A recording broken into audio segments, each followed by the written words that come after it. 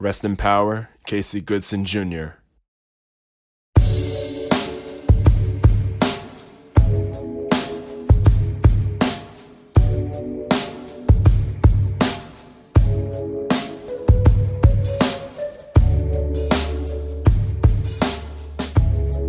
Greetings, good people. Welcome to Who Knows, It's Just Life, the podcast. I'm your host, Kyle. Thank you for fitting me into your day today. On today's episode, I'll be talking about December 4th, 1969, a pivotal day in U.S. history for two reasons: the assassination of Fred Hampton in Chicago, Illinois, and the birth of Jay-Z in New York City. The importance and legacies of these two men are simultaneously in sync and at odds with each other, at least to some degree. At least that's what I think. So we're going to get into that today. But first, a couple of updates. COVID vaccines are being disseminated across the United Kingdom. U.S. is supposed to be coming up soon at some point. And one article I read recently, just this morning actually, and I need to find exactly which one it was, but it said that even a vaccine with 95% effectiveness, which the UK vaccination is said to have, that high success rate or that high effectiveness rate would only help the United States to a certain degree because of how fast it's spreading. Whereas the article said that a vaccine that's 50% effective would prevent more deaths if we were at our September numbers nationwide in terms of new COVID cases. So the fact that the virus is spreading as rampantly as it is now, even a vaccine that's as effective as the ones that are out seemingly, we're still going to be in for a long haul. So the article is basically saying that masks and distancing and all that will probably be a norm for the United States for longer than it will be in other countries, simply because it's as rampant as it is here right now. I'm going to try to find that article so I can post it, because I thought it was really interesting to see that comparison between effectiveness of the vaccine itself and the overall spread of the virus and how those two, are related. In another note, I'll mention an update to one of the news topics I was following at the very beginning when I first started the podcast, and haven't really touched it since. But I mentioned that the Tigray region in Ethiopia was, basically starting a civil war in Ethiopia, and basically in the several weeks since I first mentioned it, straight up violence and straight up war has essentially broken out between Ethiopia and the Tigray region. It's gotten to the point where even Eritrea and other neighboring countries are getting involved, at least in some capacity, even if it just means that they're housing refugees coming from the Tigray region. And so, that looks to be a very unfortunate situation. And so I'm going to continue to track that. Hopefully I'll be able to talk about that in depth on another episode, to kind of do a more of a deep dive on that. I just wanted to give a brief update on that one.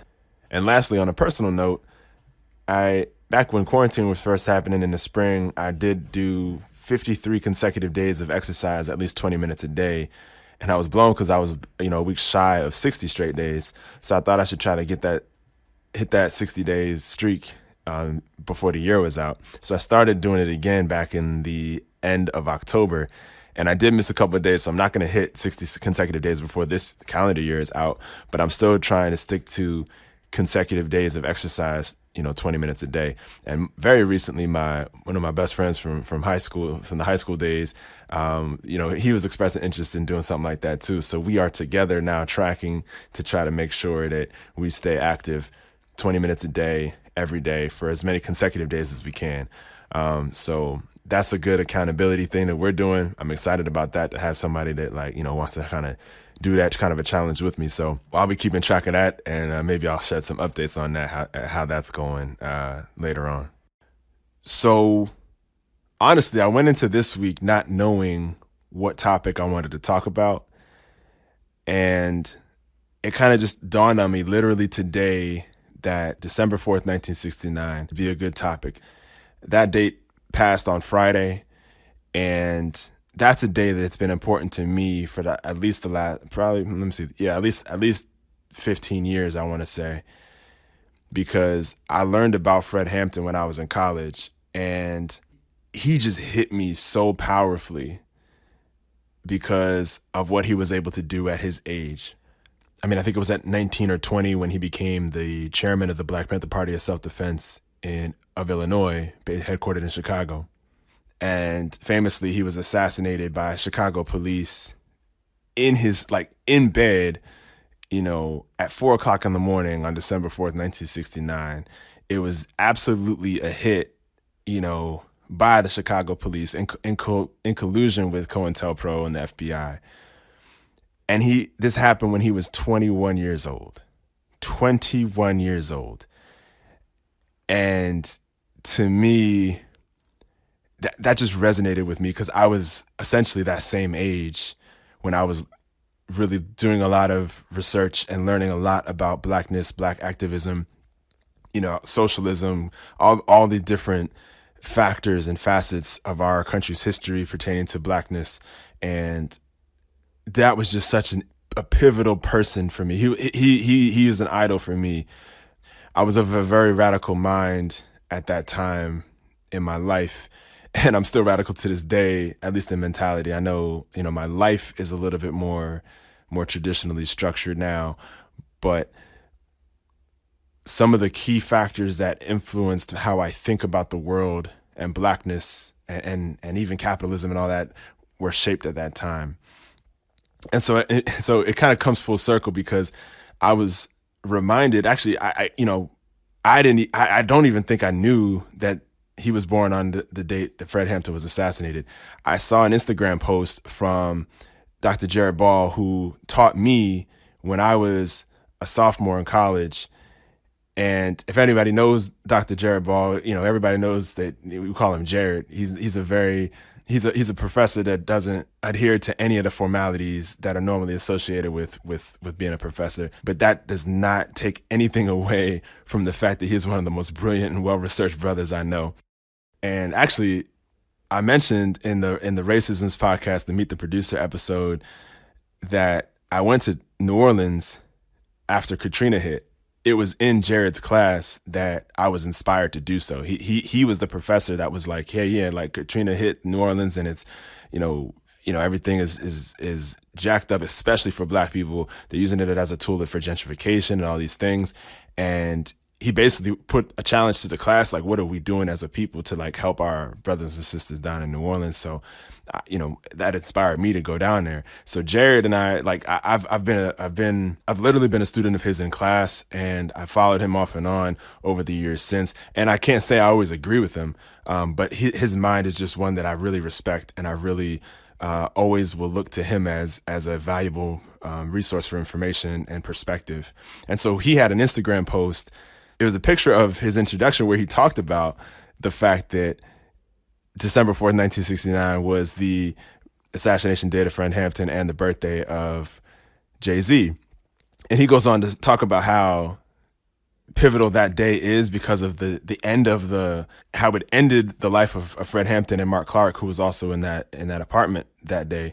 And that moment was also pivotal in ultimately the destruction of the Black Panther Party and the realization of J. Edgar Hoover's dream and the COINTELPRO mission to dismantle Black organization and kill off any Black messiah, basically.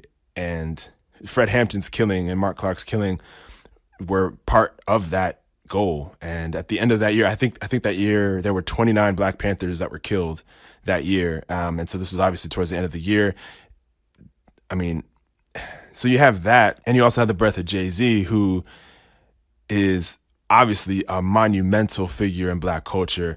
Him and Beyonce, like at this point, are the two largest, figures of Black America that are, outside of politics or whatever.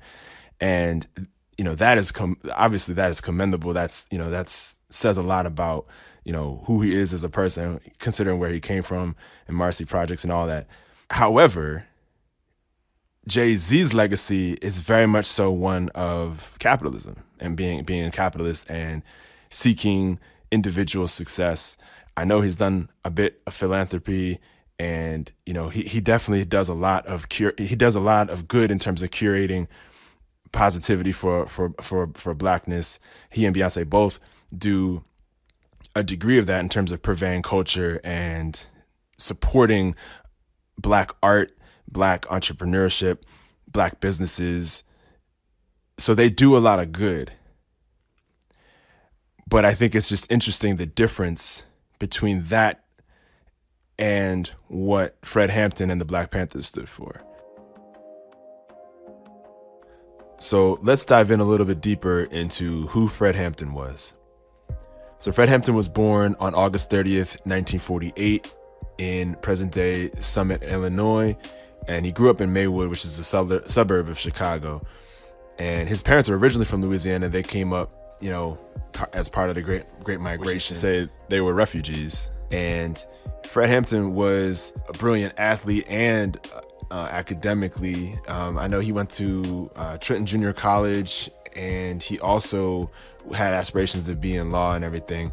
He got active really early with the NAACP, and because he was really trying to be, involved with the criminal justice system, really from a perspective of preventing police brutality and preventing any other forms of mistreatment by the police against Black people. So that was like an early passion of his, and that spurred a lot of his activism early on.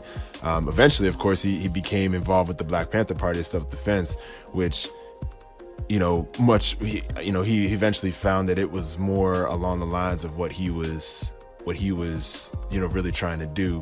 I mean, and that was I learned about the 10-point program, and I was immediately like, this makes the most sense ever. In fact, I even did a little workshop where I took the 10-point program and I lined them up to aspects of the Declaration of Independence, and how the Declaration of Independence says that it's the right of the people to alter or abolish any government that does not work on behalf of its people to these ends. So, I mean, the 10-point program, we want freedom, we want employment, we want the end of exploitation, housing, education. They wanted Black men to be exempt from military service. They wanted an end to police brutality and the murder of Black people. Freedom from anybody held in prisons. They wanted the jury to actually be a jury of peers from the community, because we all know that was a scam, especially, I was going to say in the South, but it was really a scam everywhere, because, juries were often not reflective of the communities, communities of color, or Black communities, I should say specifically. And then they kind of just summed it all up with, we want land, bread, housing, education, clothing, justice, and peace. And then they followed it up with the we believe, where they got into more details about all of that. But basically, those are all things that are just so basic and are just tied to really the American idea of itself, which obviously hasn't really come to fruition yet, at least not for everybody. So anyway, those 10 points hit me heavy when I was his age, and literally in college learning about it, and they hit him the same way. He became the chairman of the Illinois chapter of the Black Panther Party, headquartered in Chicago, and he was also famous for curating a non-aggression truce or treaty between some of the major gangs in Chicago. His main thing was basically, we have to work together because we are all poor. We are all fighting for scraps from the table, whereas we're part of this capitalistic white supremacist system that is exploiting us, one, and is holding us at odds with each other. And if we unify and see that we all are in the same relative socioeconomic position, we can then address the true enemy, which is that white supremacist capitalist system. So obviously, if you talk like that, you're going to get the attention of folks like J. Edgar Hoover and the COINTELPRO program, which, for those who don't know, COINTELPRO stands for Counterintelligence Program. It was a federal program led by the FBI that was tasked with disrupting any organization that J. Edgar Hoover and the FBI felt was potentially harmful or damaging to the United States of America. And that's obviously hugely subjective. They did infiltrate and quell some of what the KKK was doing as well, but most of their violent actions, most of their aggressive actions took place to quell Black movements, Black solidarity movements, and others too, like the Young Lords and others were also targeted by COINTELPRO. So they really just, Dr. King, the gamut. Anybody who was an activist was a target. But anyway, so that's what Fred Hampton was about. And so the Black Panther Party of Self-Defense in Chicago was doing brilliant things. Fred Hampton was leading political education classes for folks who, of all ages, really, who, didn't understand how politics worked, didn't understand how the government worked, didn't understand like voting and all that kind of stuff. So he was leading that as a part of the program and as a part of the Black Panther Party in Chicago.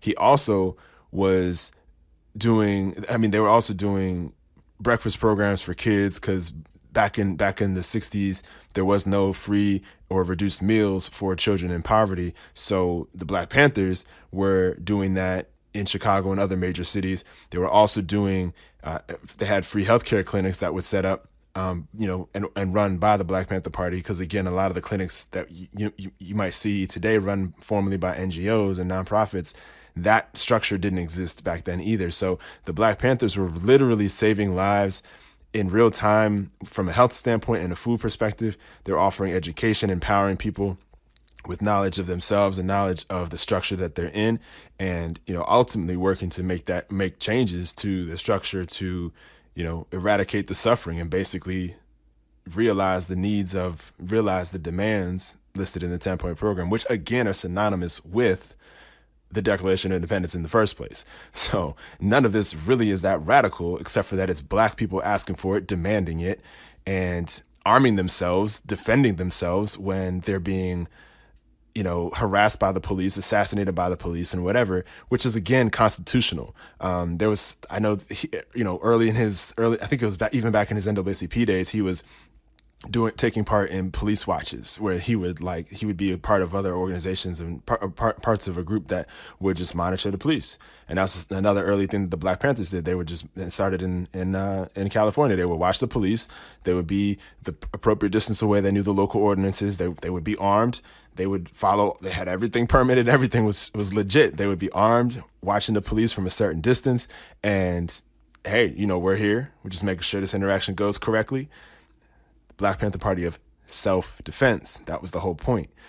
I know COINTELPRO and others think of the Black Panther Party as some aggressive warmongering organization, and that's not what it was. However, they were very clear about defending themselves and defending the Black community from the aggression. And we still see that aggression today, so we can't say that they were wrong to do that. But then to get into how that tragic night took place is just asinine to me. Although it really isn't, because this is the United States of America. And I say that with 3 Ks. Like, the Chicago police figured out, they knew where he was staying. They knew where his apartment was. And they had so part of COINTELPRO, by the way, counterintelligence means counterintelligence, right? What their tactics was to basically get people on the inside of various organizations that they were targeting. So they would get people in legal trouble that had a rap sheet, from a criminal standpoint or whatever, and they would pay them and say that they would clear them of their crimes or whatever and exonerate them if they participated in, just information gathering against, Black Panthers and other organizations. So there were folks like that in the Chicago chapter of the Black Panther Party. And when they later did a toxicology report on Fred Hampton, he had been drugged with like a super sleep sedative, I think, that would have put like a horse down or some shit. Like it was or something. It was crazy what he had in his system. So that's kind of the background. So it's him, his fiance, who was 8.5 months pregnant, by the way. They're in the bedroom. Mark Clark was on watch.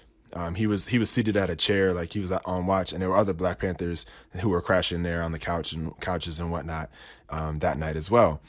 And Chicago police, I think it was 14 Chicago police, show up to the building at 4:00 in the morning. 4:00 in the morning, and I think it was around 4:45 they go in. And now allegedly, the state's attorney said that there was to issue a warrant to search for illegal weapons and blah, blah, blah, blah, blah. So, that was just the reason to be there. But We all know the real reason to be there. I should say, that was their legal reason to be there. But the result was what the actual reason was for them to be there. So they came in. There's a couple of different conflicting reports. Some say that they barged down the door, and Mark Clark was supposed to be on watch. He was asleep. He was killed immediately, and he was holding a shotgun, but the shotgun went off as he was shot and killed, right? So he wasn't actively shooting them. I think that the forensic evidence showed that the bullet hit the ceiling, I think. Other reports say that he actually answered the door, and then they shot him immediately when he answered the door. But the report that makes the most sense to me is that he was probably still seated in a chair. They just broke the door in because I think the bullet that came from his gun was up in the ceiling. So that just kind of makes sense to me. The police report was talking about, it was initially reported as like a gun battle. Oh, police in a gun battle, killed 2 Black Panthers, whatever. And that was definitely not the case, because a report later came out that it was like 82, I think it was like 80 to 100, something like 80 to 100 bullets were fired in the direction into the apartment. And that one bullet from Mark Clark's gun was fired in the opposite direction. One bullet after the man was already shot. So this was not a search. This was not anything legal. This was literally an assassination attempt. This was literally an attempted massacre on people in this apartment. And I actually went back and re-researched this recently today when I was deciding to do this topic, because I remember a lot of the details from how this event took place. But what I did not know at the earlier from what I first learned about this was that Fred Hampton's fiance, at the time her name was Deborah Johnson. Now she goes by Akua and Jerry. But she testified that because he was drugged, he did not even wake up. And then eventually they realized that she was pregnant, and they got her into the kitchen area, and then they proceeded to fire into the bedroom. And by her account, Fred Hampton was shot in the shoulder. Like from what she was saying, he was shot and injured a little bit. And later we saw forensically that he was shot in the shoulder, and they basically dragged him out. And her and other witnesses said that they heard the conversation between the officers saying that, is he dead? And they were like, he's gonna make it. And then they heard 2 more shots, and then the officer said he's good and dead now. So this was a hit. This was a hit. There's no other way to look at it. It was a hit and an assassination, because this was a politically motivated killing of a 21-year-old Black male leader. And it's a miracle that Akua and Jerry survived, and their son was unharmed or anything. I mean, she gave birth to Fred Hampton Jr. a little bit later. And I mean, I just think that it's so important to remember what this country is capable of. When we see things like what happened this year with Breonna Taylor, George Floyd, Ahmaud Arbery, whatever, like there's shock and outrage, because there should be shock and outrage every single time that happens. But let's not forget that this is policy. This has always been policy for police departments. Not all of them have been aggressive about it the whole time, and most police officers don't think of it like that. This history isn't taught. This history isn't told, especially not for police officers going into it. Some might know. Some kind of might get the hint. I personally know Black police officers, right?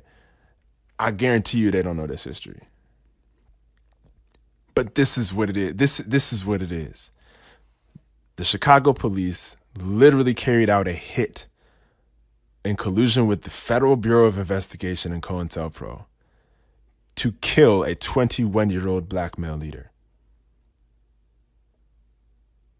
I'm sorry. I just can't emphasize that enough. This is the land of the free, home of the brave. What's brave and what's free is speaking your mind, speaking to your people, representing 10 points that are synonymous with this nation and its founding documents, and seeking them for your people. That's free. You have the freedom to do that. And obviously you need to be brave to do it, because people get killed doing it.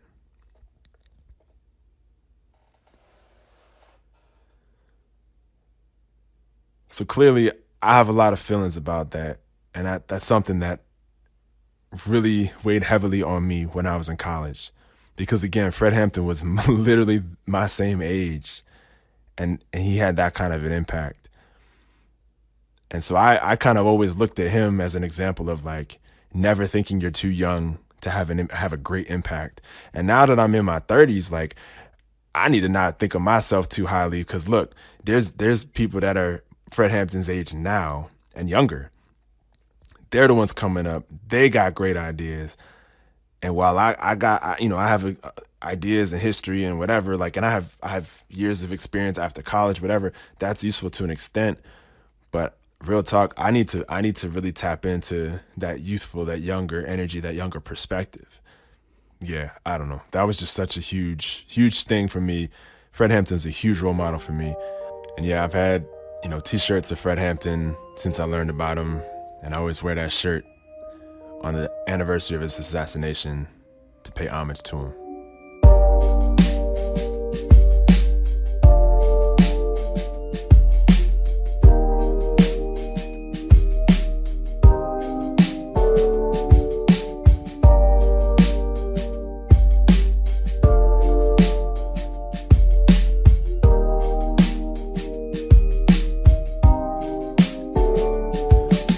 For me, the link, or I guess the juxtaposition of Fred Hampton and Jay-Z starts in college, because that's when I really learned about Fred Hampton. But obviously my exposure to Jay-Z was before that. And here I gotta give a real big disclaimer, a very, very, very loud disclaimer. I am not a hip hop head. I'm not a hip hop head, right? I was not raised in hip hop culture. My parents listened to, Prince, Sade, Michael Jackson, other stuff. They were not hip hop heads. So the in-home culture wasn't very hip hop. And my community didn't really have a strong hip hop culture either. Now, where I grew up and experienced a lot of white flight and a lot of increased diversity while I was going in through middle school, or I guess elementary school, middle school. So by the time I was in high school, I was definitely much more immersed in the Black culture, but it didn't necessarily come from my home in that sense. At least hip hop culture didn't come from my home, and it didn't really come immediately from my neighborhood until later in life. So I kind of threw myself into hip hop and Black culture and Black experiences as a high school student. I mean, I'm gonna just put myself out there. I wasn't a big TV watcher at all. So like I watched Fresh Prince, but casually. Like I don't know season by season. Never watched Martin. Didn't watch a lot of the shows that are just iconic shows that are obviously great shows. I've done some research. I've done some catching up, and I know how brilliant these shows were. But that was not part of my childhood. That's just a fact. And so anyway, all that goes to say, I'm also just not a hip hop head. Like I had a lot of musical influences. I loved reggae and all these other things. So I was straight up ignorant of hip hop. I was ignorant to the earliest Nas, the earliest Jay-Z, the earliest Pac, Biggie, all that stuff. I was sheltered from a lot of that based on my upbringing. I really started to get tuned into it when I was getting into high school. So my exposure to Jay-Z was really just through his hits, and I did get into the albums that came out in high school while I was in high school and college. So, Hard Knock Life and some of the other ones, actually that was before I was in high school, but some of those earlier albums, The Blueprint, all those things, like those albums are albums that I did consume and I did dig into. And so like obviously like the big hits that he had, like those are ones that I'm most familiar with. And so my opinion of Jay-Z, for anybody, any hip hop head listening, my opinion of Jay-Z is going to be flawed from the perspective of I'm not a hip hop head, right? That's just what it is. So considering that, like some of my favorite artists were, Bob Marley, right? And actually the first album I ever purchased with my own money was the Fugees' The Score. So like I was always inclined to like music that had a social commentary to it. And so, I saw Jay-Z again. I hadn't heard like Reasonable Doubt. I hadn't heard some of the older stuff. Again, I was sheltered. I was a little younger at that time. I didn't catch that. But when I heard, Hard Knock Life, when I heard Big Pimpin', when I heard some of those hits, like, it you could tell that it was to sell records, right? Like that was part of what it was. Now, was there realness to it? Absolutely. I'm not going to discount that. Like, there's definitely realness to Jay-Z's rap, which is why he's so unanimously, like, not unanimously, but which is why he was so successful. He is so successful. So, I'm not discounting his talent, his lyricism, and his ability to create hit records, because obviously that's it takes skill to do that. And his full body of work makes him one of the GOATs for sure. But I guess at my age, where I was at that time, and from where I was coming from a musical standpoint, I like things that could bop. I like things you could like dance to and party to. But stuff I was really drawn to stuff that had commentary about who we were as people and where we needed to go, and stuff like that. So, Jay-Z, I didn't see Jay-Z in that light. As I mentioned towards the top, like, he was definitely trying to get paid, trying to get out of his situation, and trying to, be as rich as he could, because that's part of what it is to be an American, part of what the dream of this country is. So, again, can't knock him for that. It's just not where I was coming from. So, especially when Moment of Clarity came out off the Black album, you know, when Jay-Z had that line where he said, "I dumbed down for my audience to double my dollars. They criticize me for it, yet they all yell holla. If skills told, truth be told, I'd probably be lyrically Talib Kweli. Truthfully, I want to rhyme like common sense, but I did 5 mil and ain't been rhyming like common sense." Like, to me, that was like, oh, okay, so you're consciously making that choice. Okay, you'd rather simplify it, make hits, get paid, than be as lyrically and consciously gifted as Talib Kweli and Common. So to me, I was like, okay, he's telling us what he's doing. He's telling us what his mission is. It's like, okay, cool. And to me, that's where the divergence between him and Fred Hampton emanates, because Fred Hampton was about the people. He was about those 10-point programs, that 10-point plan. He wasn't about just himself. He was trying to get necessary life-giving services to people in need. And, with this line, Jay-Z's making it clear that that's not his goal.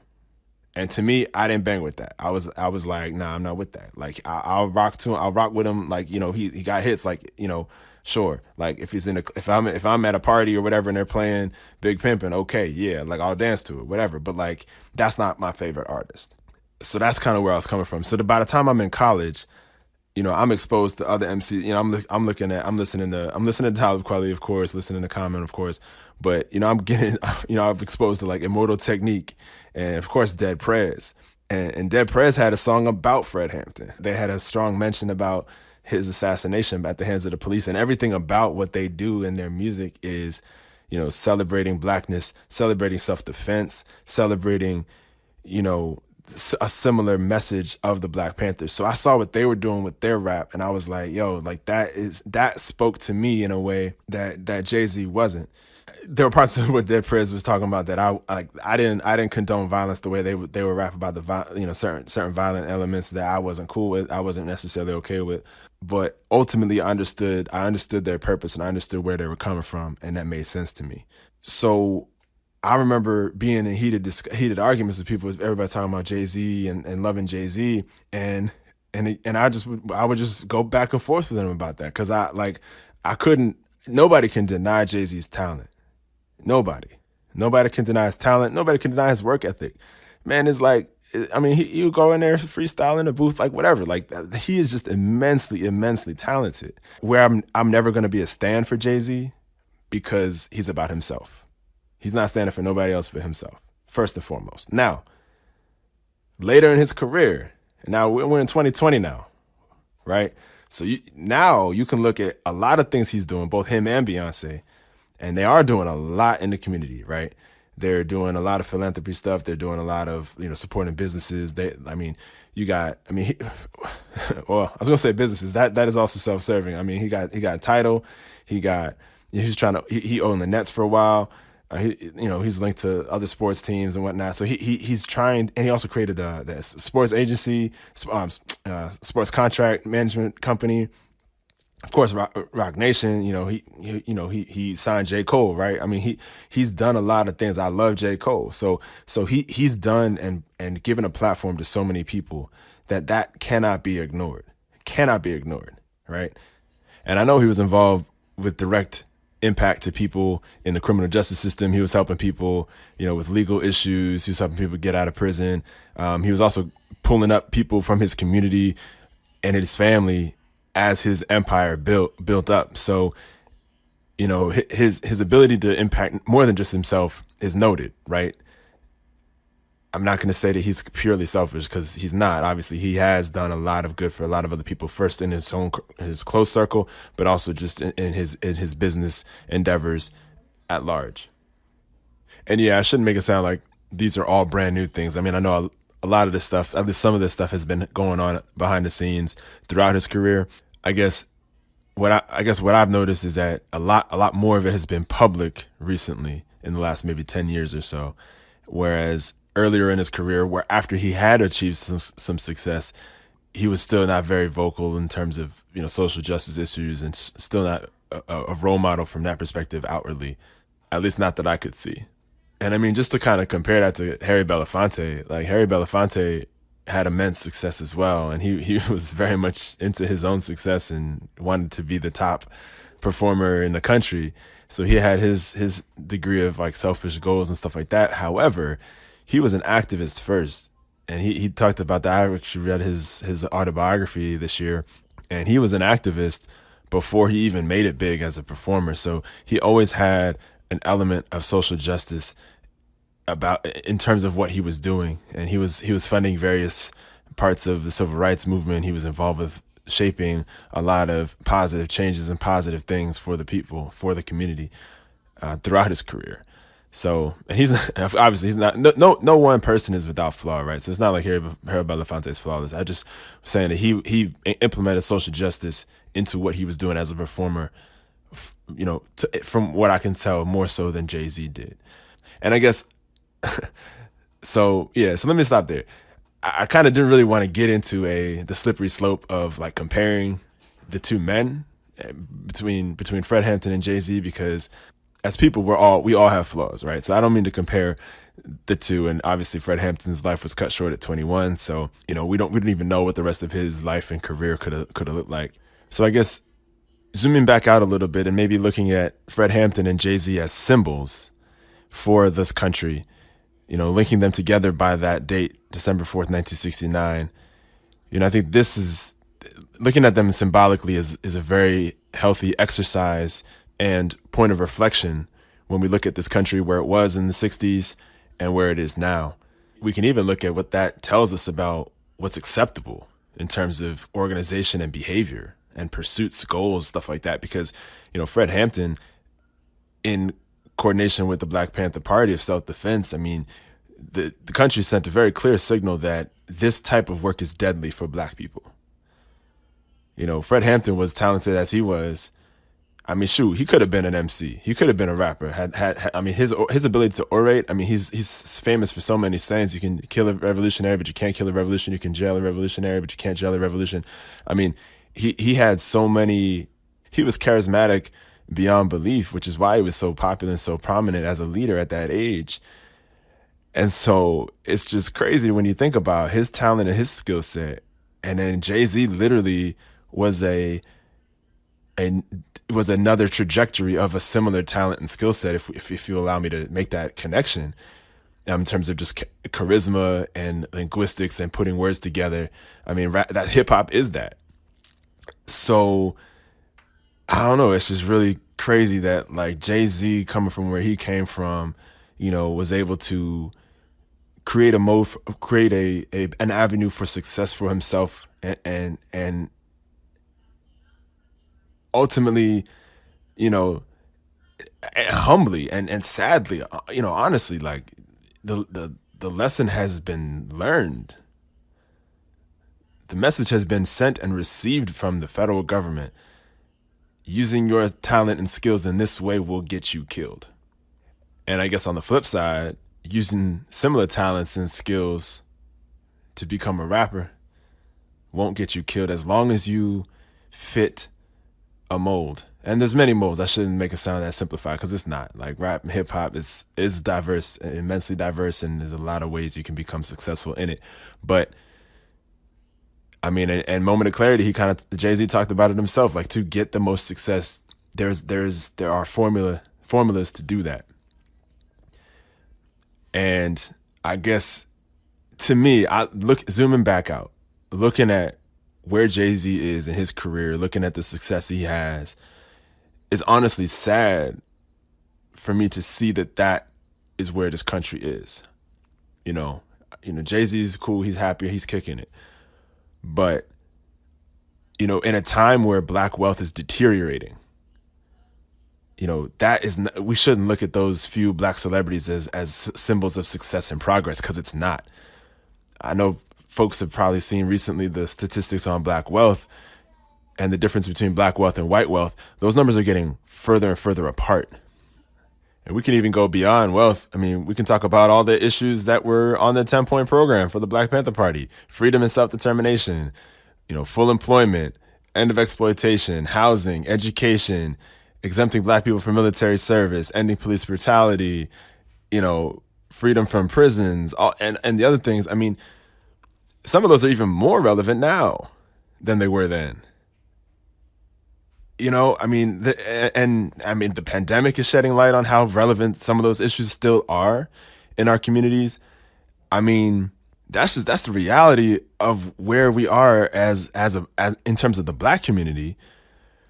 But just the fact that the country's reaction to a black organization working to those ends reacted to it so violently is just really disheartening, for real. And really, it's depressing to an extent, because Fred Hampton's life was cut short because he was trying to pursue these things. I don't know. Yeah, this day is a very pivotal day for me, and I didn't really fully appreciate it until literally right now, having this discussion, having this moment of reflection, because basically what the country is telling us is that, no, don't do all that organization stuff. Don't pursue these things for other people. Don't, really question how this society works. But what you can do is be an entertainer, make it creative, make it fun. You can sell some products through it or whatever. And, there's ways to succeed in that way. As long as you're being capitalistic, as long as you're, who was it? I think it might've been Mos Def who was on this panel years ago. And he said hip hop is many, many, many things. But what happened in the 90s is that America took its favorite things about itself: violence, capitalism, and misogyny. And it made those extra popular versions of hip hop. It invested in artists and lyricism that was along those lines. And you saw a lot of that type of rap take off and get successful. So maybe the lesson is, regardless how much things change in this country, socially or, otherwise, some core aspects and characteristics of this country will maybe always be true. White supremacy, capitalism, misogyny, violence. I mean, none of those have changed. And I guess the Black Panthers, Fred Hampton, learned that the hard way by trying to counter certain things core to this country. And they experienced that violence.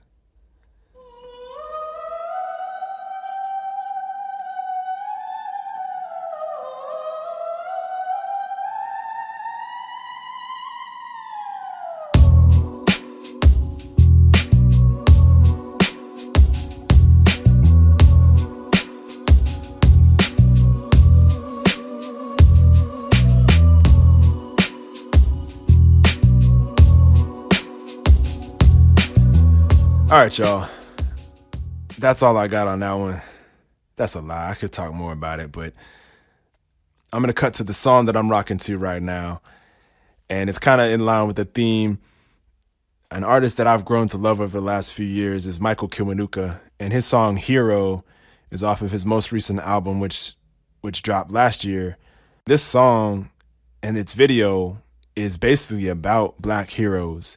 And one of the lyrics basically says, "To die a hero is all that we know now."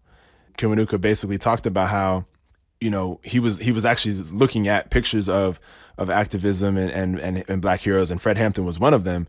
And he was just struck by Fred Hampton's age at being 21, and him having the impact he had at that age, but also being so powerful that he was a target and needed to be killed by the federal government at the hands of the Chicago police. So the song Hero is one that I love, and that entire album, by the way, is amazing. The album before that Michael Kiwanuka is definitely one of my favorite artists. He's actually based in the UK, and actually this is relevant too because his concert is the last concert I went to. I went to 2 concerts this year. I saw Una and I saw Michael Kiwanuka in January and February, respectively.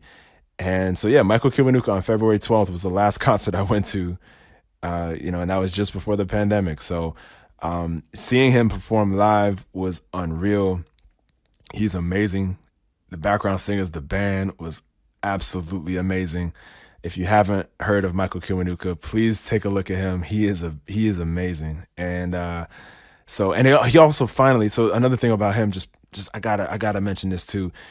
He finally got a ton of awards in the UK's awards ceremony stuff. Of course, it was all virtual, but he finally got a lot of recognition for his music.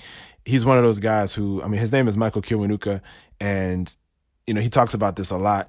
When he was early in his career, everybody was like, because granted, this is in UK and Britain and everything. He's like, a lot of his agents, a lot of people he was in dealing with in the industry were telling him, you got to change your name. Nobody can pronounce your name. You got to change your name to be successful. And he never did. And I'm glad that he never did. His second album, I believe his second album is called Love and Hate. That one was the one that won me over. That was the one that I first fell in love with. And then I was just so proud of him to come out with the album called Kiwanuka, which is the name everybody told him he should have changed.